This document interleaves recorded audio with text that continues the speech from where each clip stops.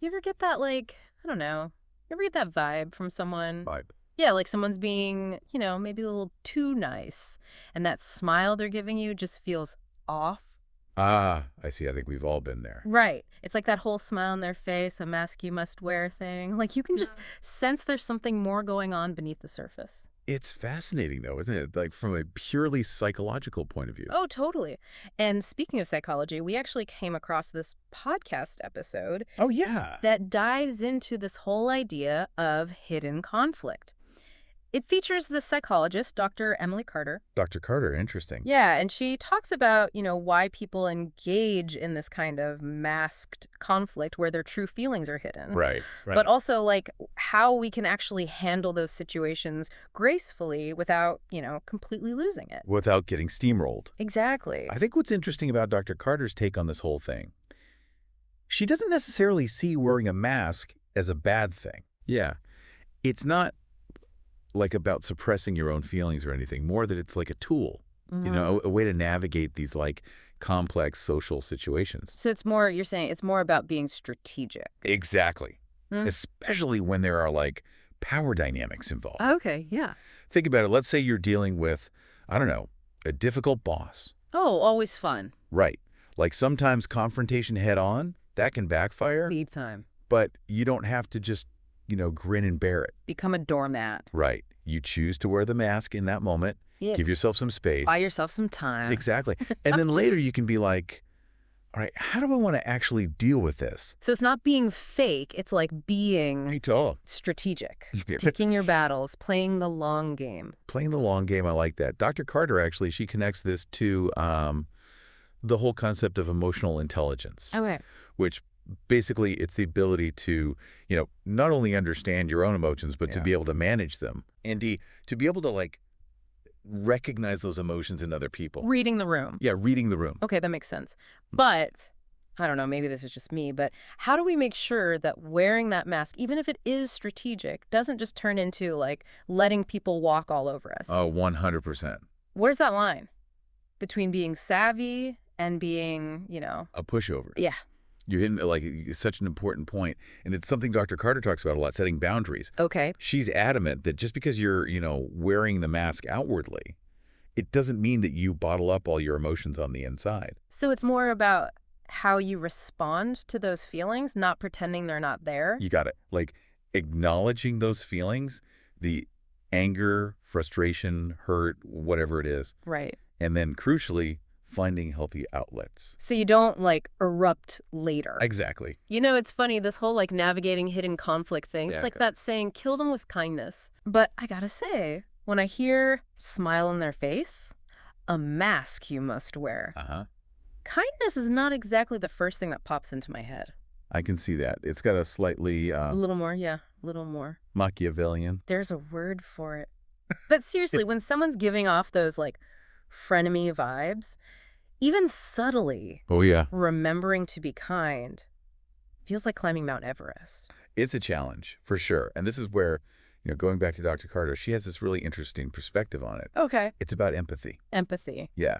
Even, and this is the tough part, even for the people who are, the ones making us put the mask on in the first place. Empathy for I'm going to say it, the enemy. Yeah. That's a tough one, I'm not going to lie. It's definitely way easier said than done. But the key here with Dr. Carter's point, it's not about suddenly becoming like best friends with the person who's undermining you. Right. You don't have to condone their actions or anything. No, of course not. But it's more about, can you try to at least understand their motivations? Okay, so like stepping into their shoes a little bit, trying to see their side of things. Yes. Yeah. Exactly. And a lot of times what you find is that a lot of this masked conflict, it comes from a place of insecurity, actually. Insecurity, really? Yeah. Maybe this person, they feel threatened by you in some way. Wow. Your competence, your confidence. And that insecurity, it comes out as passive aggressiveness, those little digs. So interesting. It still doesn't make it okay, obviously, but Right. but it makes it a little less personal. Like maybe it's not really about me per se. Exactly. Exactly. That's the power of empathy, right? Yeah. It lets you detach a bit. Get some emotional distance. Yes. And then you can respond more thoughtfully. You're Yeah. not just reacting. Okay, yeah. This is kind of making me think about something else that Dr. Carter talks about. Yeah. About being able to tell the difference between true friends Yes. and the ones who are maybe wearing a friendlier mask. Ah, yes. The art of spotting the frenemy. Yeah. Because, right, you've got to know who's really in your corner and who's not. 100%. So how do we get better at reading those signals? Because let's be real, they can be subtle. What are we looking for? Well, Dr. Carter, she makes this really great distinction. Okay, good. True friends, they're your cheerleaders. They celebrate your wins, and when you're down, they're there for you. Right. And if they have criticism, it comes from a good place, like love, wanting the best for you. That's real, yeah. Exactly. It's not that they're afraid, to be honest, but it's always rooted in that respect and support. It's like having that built-in BS detector. Right. Like they'll call you out when you need it, but they always, always have your back. 100%. Now, with frenemies, those interactions often leave you feeling, I don't know, drained, like subtly undermined somehow. Ugh, yes. You walk away feeling worse than when you started. Right. And Dr. Carter, she says watch out for it, like backhanded compliments. Ooh, those are the worst. Attempts to downplay your achievements. Right. Or just like this pattern of negativity around your success. Oof, yeah. Sounds familiar. It's often envy or insecurity just masked in these sneaky ways. So basically, if your gut is telling you something's off, listen to it. 100%. Your intuition is key. If someone consistently makes you feel drained, uneasy, pay attention to that. Okay. This is all super insightful, but how do we actually use it? What are the concrete things we can do when we're in one of those masked conflict situations? What's the game plan? Well, lucky for us, Dr. Carter in her podcast, she actually gives some really practical advice. Yeah. Like really empowering stuff. Okay, good. Lay it on me. What's our first line of defense? Boundaries, my friend. Boundaries. It's funny, isn't it? That word comes up so much, right, when we talk about healthy relationships, any kind of relationship. It's like relationship 101. Right. But it's true, though. It's by deciding what you're willing to accept from someone, you're also kind of figuring out your own boundary. Defining yourself, yeah. Totally. Okay, but it's not about, being a jerk about it, right? No. It's not about aggression. Okay, good. It's about being assertive, but calmly. You're communicating your needs. Right. And what you expect. Yeah. So do you have an example? What would that actually sound like in a real situation? Sure. Because I know for me, I'm always like, what do I say? That's you. When I feel like someone's not being straight with me. Yeah. Well, Dr. Carter actually gives this really good example. Yeah. Let's say, hypothetically, you have a coworker, and they keep kind of subtly taking credit for your ideas. Ugh, the worst. Right. So instead of, letting the resentment build or going nuclear on the person. Yeah, there's a middle ground. You could say something like, hey, I noticed you presented that idea in the meeting. Okay. Just wanted to make sure everyone knows I was the one who came up with it originally. Ooh.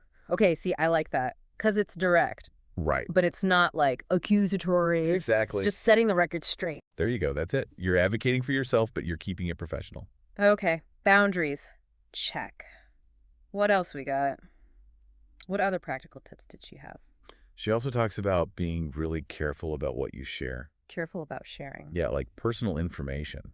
Okay. Especially with people who, you think might be prone to this whole masked conflict thing. Oh, interesting. Because think about it, the less they know about you personally, the less ammo they have, even if they don't even realize they're doing it, to use against you. Ooh, that's a good point. So it's don't even give them any extra masks to wear, right? Exactly. It's not that you have to be all secretive and distrusting of everybody, but especially when you're first getting to know someone. Right. A little bit of discernment can go a long way. It's like that saying, not everyone deserves to know the real you. Yeah. Okay, what else? Okay. This next one.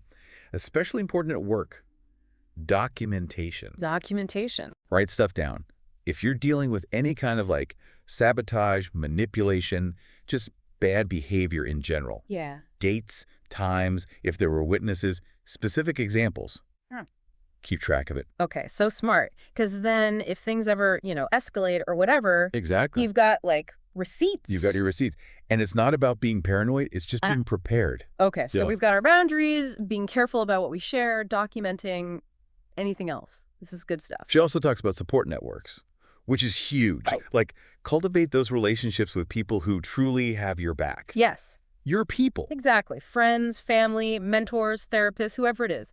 Having those people you can vent to, who get it, Makes a world of difference. It really does. It's like having your own cheering squad for dealing with life. Yeah. Okay, anything else from Dr. Carter's wisdom before we wrap up? Last but not least, and I love this one, self-care. Ah, yes. Got to refill your own cup, especially when you're dealing with, tough stuff. Exactly.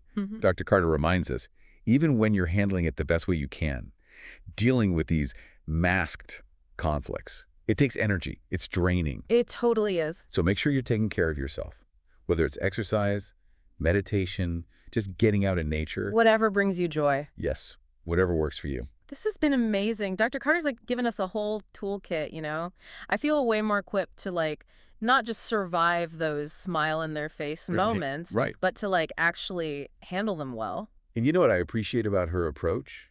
It's hopeful. Like all this stuff is super useful, but the goal is to get to a place where we don't need the masks so much, I love that. So it's not just about like surviving these interactions. It's I think about being real, authentic connection. Yes, 100%. Wow, that's such a good point to end on. It makes you think, right? It makes you think, right? It really does. It's like that Maya Angelou quote, when people show you who they are, believe them the first time. And I'd add to that, like, when you feel yourself having to put on that mask, maybe that's a sign to take a step back. Like, can I change the situation? Can I work towards something more real? So good. This has been awesome. Thanks for diving in with me. My pleasure, always. Till next time.